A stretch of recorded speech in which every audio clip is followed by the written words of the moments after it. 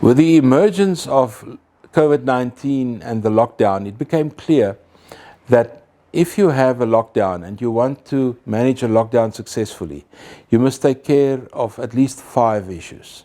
The first one is people must have access to water. They must have access to food. They must have access to sanitation.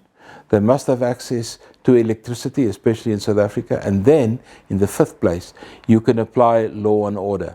If any one of these 5 are not in sync with any one of the others, then you're in trouble. And South Africa, of course, is vulnerable regarding these issues. And the one area that we as a group picked on was food. If there's one thing that we can do, only one thing, and that is to provide one balanced meal a day to most South Africans that we can deal with. And so a group of people in Potchefstroom came together. I'm one of them. We were about 16. I represented the business school, and the others, of course, were colleagues at the university, business people in town, the well-known Professor Elje Grobler from the engineering faculty, Dani Foster, CEO of CFAM, the Center for Advanced Manufacturing. And we've decided to start producing a porridge, a pap, that became quickly known as a triple P, prepaid pap. In other words, we packaged this in bags of 5 kilograms, a very well-balanced porridge, pre-cooked, with added skimmed milk, with the addition of salt, sugar, vitamins and minerals.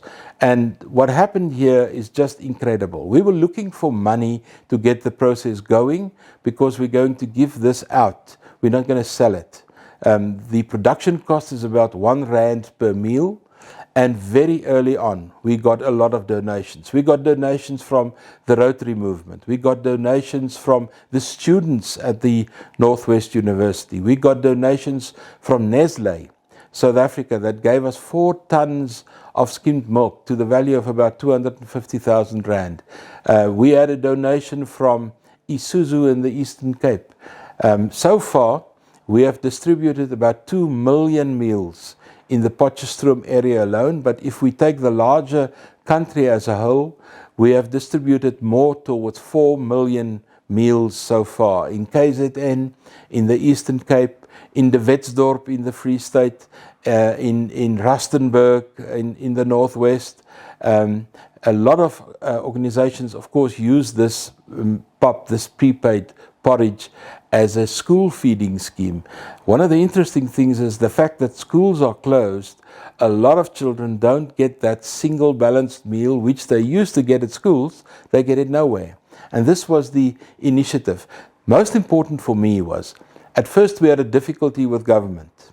Well-known reported in the media that the police wouldn't allow us to distribute food, but in the Potchefstroom case, the JB Marks municipality came to the party, and they brought about R1 million to the project, and they participated in our distribution system, which basically was built on churches distributing food and not politicians, for obvious reasons. And that worked so well that anywhere in the country where people moaned about government not supporting, the case in Potchefstroom is different.